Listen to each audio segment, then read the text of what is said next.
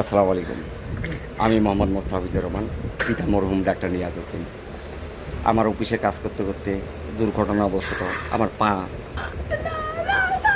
পায়ে কালকেই করাত ধার করে আনছিলাম, ওটা দিয়ে এমনভাবে কাটে গেছে যে রক্তক্ষরণ হচ্ছে, রক্ত বন্ধ হচ্ছে না। এই খবর পায়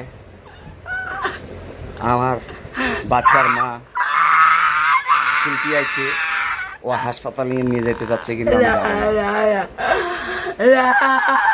খুব ঘুম পাচ্ছে।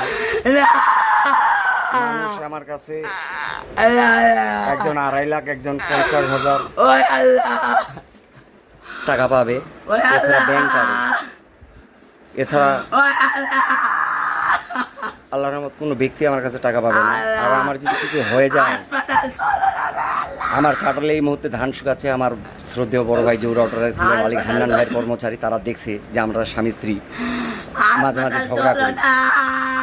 আসলে আমি সজ্ঞানে বলতেছি, এখানে আসলে দেখবেন কার্ড আছে, করাত আছে, করাত দিয়ে আবার রক কাটে গেছে। এটা একটা দুর্ঘটনা, বরঞ্চ সে এখনো আহাজারি করতেছে আমাকে হাসপাতাল নিয়ে যাওয়ার জন্য। বিন্দু মাত্র তার দোষ নাই। আমি আল্লাহকে সাক্ষী রাখে বলতেছি, আল্লাহকে সাক্ষী রাখে বলতেছি, আল্লাহকে সাক্ষী রাখে বলতেছি।